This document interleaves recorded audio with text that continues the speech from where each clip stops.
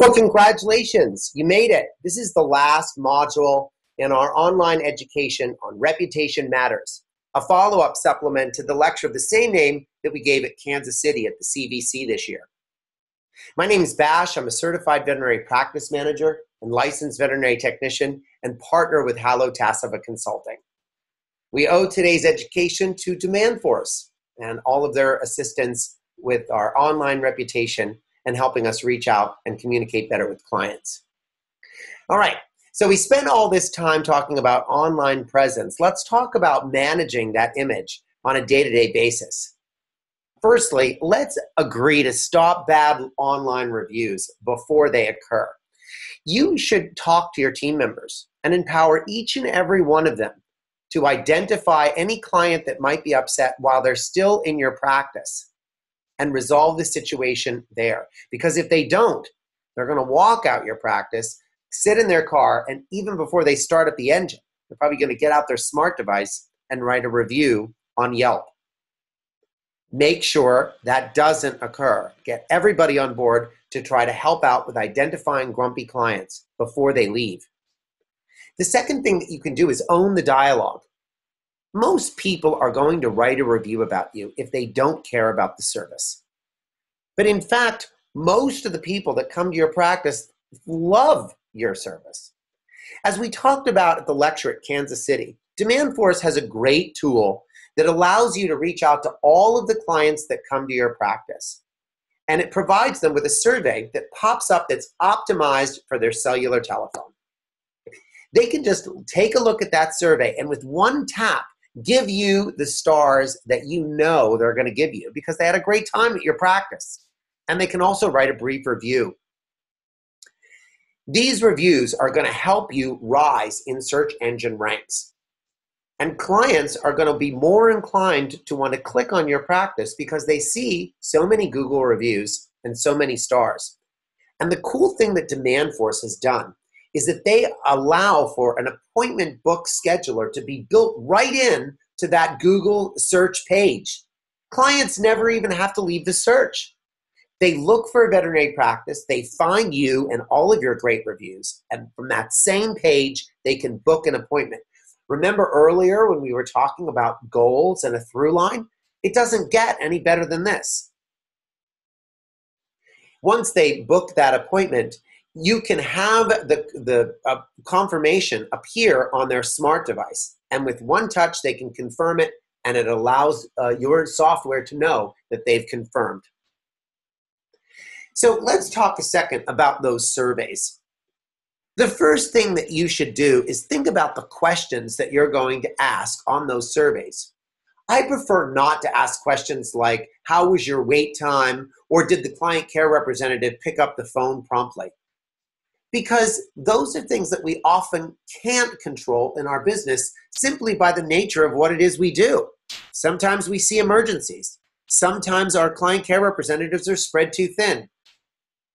After years and years and years of asking those kind of questions and not really knowing what to do with the answers, I reached out to some professionals for help, and they pointed me towards my mission statement. They said, Bash, if you're going to ask great questions of your clients, look to your mission statement. Figure out what it is you're trying to accomplish, and then ask your clients whether or not they observe that when they come to your practice.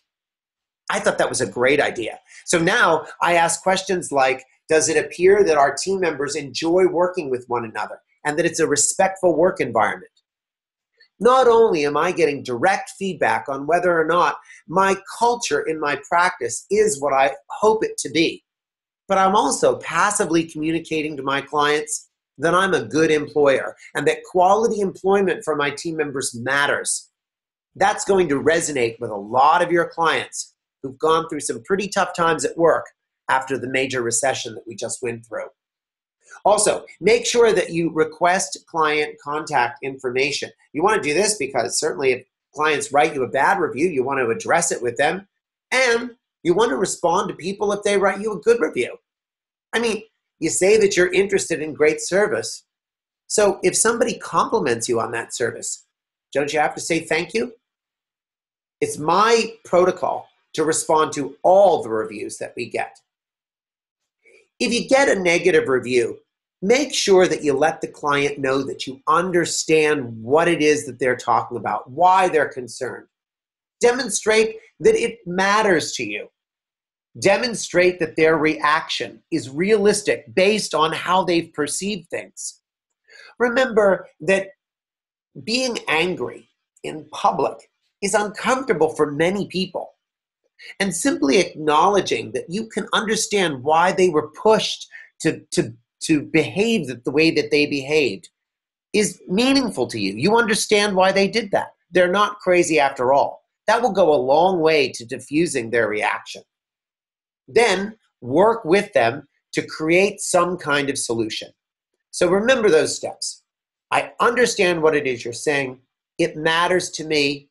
Your reaction is completely normal given the circumstances and how you perceive things. I'm sorry. Let's work together now to fix the problem. There's just a couple of additional tips I want to share with you. Nowadays, all we're doing is emailing and texting people. If you're going to be emailing people, make sure that those emails open up and they're in such a way that they're visible on smart devices. You want those emails to be responsive to whatever screen they're being viewed on, not something so tiny that people have to try to squint and see it. And also, make sure that your client experience at your practice is everything that you say it's going to be online. Why are we spending all this time, money, and energy on building a great reputation online only to bring them into our practice and have a lackluster experience? Just these final words. Managing your online reputation is becoming increasingly more difficult every single day.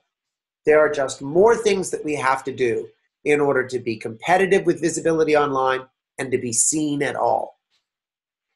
The days are probably quickly coming when we may not be able to do this all by ourselves. We're going to have to reach out to somebody for help.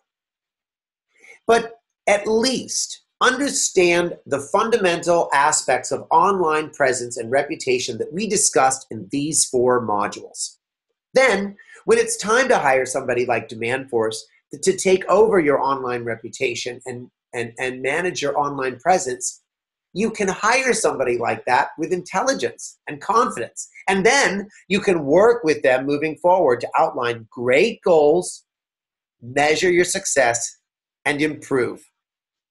Thanks so much for spending time with me. We've got another quick quiz to make sure that all of this information sticks. My name's Bash Hallow, and thank you very much for participating in this education with me.